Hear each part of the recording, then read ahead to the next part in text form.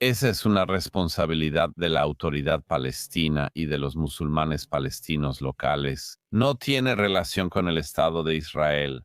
Lo descubrí y he visto que esta mentira existe desde hace años y ahora es amplificada por personas, incluyendo a algunas que solía apreciar y respetar, que consciente o inconscientemente están difundiendo una mentira abiertamente antisemita. Tengo curiosidad por saber si crees que Mamdani se parece a algo de lo que hemos hablado, obviamente durante los últimos años, sobre el efecto herradura, sobre cómo los extremos de la derecha y la izquierda se unen de cierta manera, o él representa algo fundamentalmente diferente. ¿Es algo mucho más extremo que eso?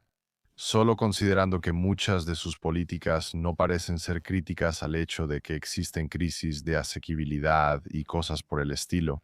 Pero va más allá, especialmente la propuesta en su plataforma, hecha con aliados de su movimiento, de ofrecer cirugías de cambio de género gratuitas. Que la gente viaje a la ciudad desde todo el país y se les aloje para recibirlas.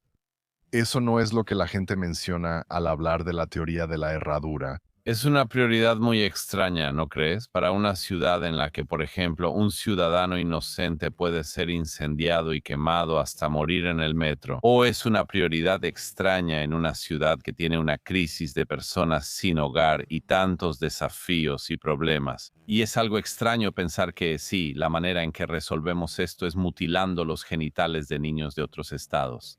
Veremos si eso le parece bien a los votantes. Me sorprendería, pero no del todo. Existe una plataforma de izquierda radical que siempre prioriza lo mismo.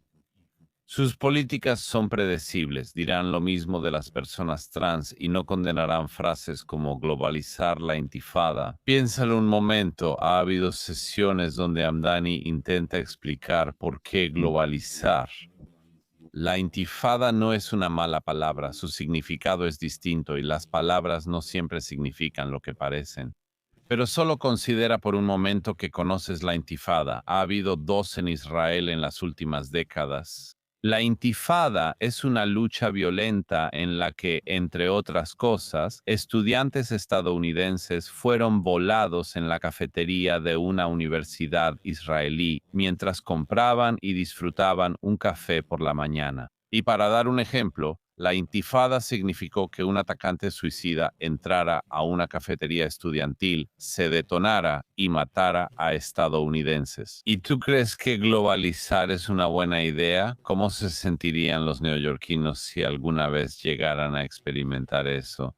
Si realmente globalizas lo que describí y lo apoyas, la idea de que personas entren a cafeterías del centro o universidades y pongan bombas para matar a quienes toman café, eso significa globalizar la intifada. ¿Crees que eso es difícil de condenar? ¿Crees que deberías estar a favor de la transición de género y también a favor de los atentados suicidas en cafeterías de Nueva York?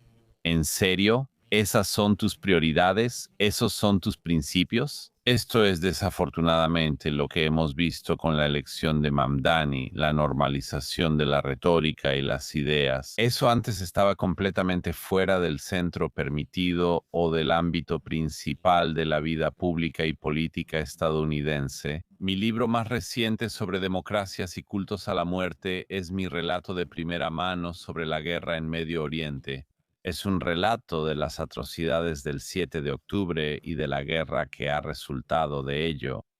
He visto tanto de eso como cualquier periodista en Israel, Gaza o Líbano. Lamento profundamente este asunto y considero indignante la cantidad de mentiras e inexactitudes sobre Israel. Es bastante fácil para alguien caer en la mentira y decir que Israel es una sociedad de apartheid si nunca han estado en Israel y simplemente se lo han dicho los islamistas. En línea y con varios tipos de fanáticos, es bastante fácil ver cómo alguien podría caer en esa mentira. Israel es un estado de apartheid como lo fue Sudáfrica hasta los años 80 o 90 y Sin embargo, si has estado ahí y has visto a judíos, musulmanes, drusos y cristianos todos viviendo lado a lado en la misma ciudad, te sería más difícil hacer una acusación tan reprobable contra el Estado judío. Se desvanecería en tu mente como una calumnia y una acusación si hubieras ido ahí con tus propios ojos. Lamento que la gente no vea eso. Crecí en el sur de Estados Unidos, nací en Mississippi y luego en Carolina del Sur. Después nos mudamos a una zona rural de Virginia. No conocí a una persona judía. No fue hasta los 13 o 14 años que noté que mi familia apoyaba mucho a Israel. Sin embargo, es algo extraño para mí ver que el partido que ahora se ha convertido esencialmente en el exclusivo, la coalición que realmente se ha vuelto exclusiva, ocupe ese lugar. Para los cristianos evangélicos estadounidenses, ciertamente lo es. Ser cristiano practicante ahora indica tu posición política. Aún así, hay voces en línea, algunas muy conocidas y con muchos seguidores, que dicen que el cristianismo es importante para ellas, que han adoptado una postura cada vez más anti-Israel. Una postura que es abierta, a veces intolerante, muy a menudo basada en suposiciones incorrectas y diría yo, con bastante frecuencia, completamente equivocada moralmente, en mi opinión. ¿Por qué crees que esto ha surgido en algunos sectores de la derecha recientemente? ¿Y qué tan real crees que es realmente este desarrollo? Oh, creo que es real. Ha sucedido desde hace tiempo por esfuerzos para impulsar mentiras como narrativa. Toma uno que comprensiblemente molesta a la derecha, especialmente a la cristiana, que he visto crecer mucho tiempo, que es la afirmación de que la población cristiana de Belén ha estado disminuyendo y reduciéndose debido a la ocupación israelí. He visto a presentadores destacados de radio y podcast de derecha en Estados Unidos promover esto. Si fuera cierto, sería algo muy grave y desagradable y una acusación muy seria contra el Estado de Israel. El problema es que eso es totalmente falso. La población cristiana de Belén ha disminuido por años. He estado ahí varias veces y he hablado con los cristianos que aún permanecen en Belén. La razón es la población musulmana local y la autoridad palestina que los gobierna. La autoridad palestina que se ha asegurado sistemáticamente durante décadas de que una ciudad que alguna vez tuvo una próspera población cristiana haya visto la disminución, la erradicación, la huida de los cristianos de Belén de ese lugar. Esa es una responsabilidad de la autoridad palestina y de los palestinos musulmanes locales. No tiene nada que ver con el Estado de Israel y yo lo descubrí. He visto que esta mentira lleva años y ahora la amplifican personas, incluso algunas que antes admiraba y respetaba, que de forma consciente o no promueven una mentira abiertamente antisemita que refuerza algunas de las más antiguas. Me refiero a que tiene todas las connotaciones de que los judíos son asesinos de Cristo y similares. No es sorprendente que este tipo de cosas contrafactuales y sin base en hechos sean promovidas por el lado palestino. Es sorprendente cuando antiguos medios de comunicación respetables y otros difunden esta mentira, porque lo hacen conscientemente. En ese caso, simplemente están siendo antisemitas y tratando de difamar al Estado judío, o son totalmente ignorantes. Dejo que los espectadores adivinen cuál de esas dos es. Quiero preguntarte en el tiempo que nos queda sobre la defensa de los judíos en Estados Unidos. Parece que cada vez más, dado el miedo que realmente existe en algunas comunidades del país, recae sobre muchas personas la responsabilidad de ser más abiertos en la defensa de ellos y de su libertad para no tener que enfrentarse al miedo real. En varias comunidades hemos visto enfrentamientos en campus universitarios y otros lugares. ¿Tú qué opinas? Nuestra obligación en este momento es, como vecinos, apoyar a los judíos estadounidenses que sienten muy claramente que están siendo atacados y en algunos casos incluso atacados físicamente y tristemente, en un caso asesinados y en otros también. Sí, creo que los vecinos tienen la obligación de defenderlos. También creo que hay una verdadera renuencia. Retomando nuestro punto sobre la reacción negativa, eso pasa cuando la gente común, sin plataformas, recursos ni conexiones, debe salir a defender a sus vecinos, amigos y comunidad de algunas de las fuerzas más radicales y confrontativas que existen en la izquierda estadounidense. Sí, o sea, yo diría que las personas no judías en un momento como este deberían expresar solidaridad y coherencia. Como mencioné en Democracias y Cultos de la Muerte, así lo he expresado.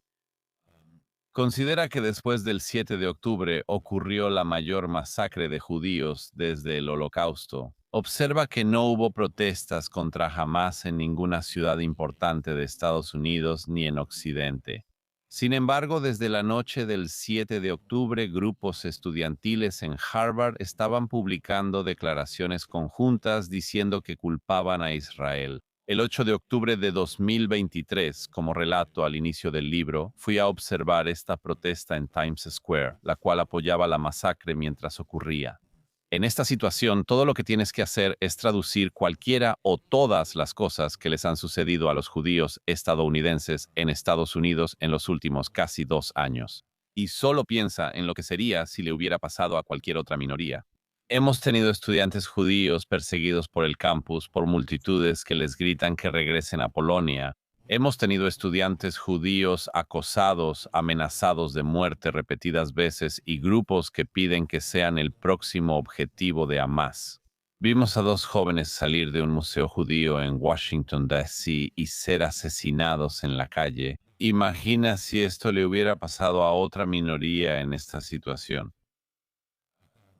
Imagina, por ejemplo, si los estudiantes afroamericanos durante 2 años hubieran tenido que soportar a racistas virulentos persiguiéndolos por los campus, diciéndoles que se regresen a África o cualquier frase vil. Imagina si los afroamericanos hubieran recibido amenazas de muerte y más solo por ser negros. ¿Qué harían las personas decentes de izquierda y derecha? Defenderían a nuestros hermanos. Eso es todo lo que debes hacer, sea una minoría judía u otra. Y me asombra que muy a menudo las mismas personas que en los últimos años han dicho cosas como, ya sabes, si criticas cualquier cosa relacionada con temas trans y niños trans, Arriesga sus vidas. pones en riesgo sus vidas causándoles suicidio o exponiéndolos al genocidio, mientras otros piden abiertamente el genocidio de los judíos en todo el mundo. Esto es reprobable. Esto debe llegar a los extremos de la vida pública estadounidense. Expreso solidaridad y coherencia. Si la gente se mantiene firme, estaremos bien.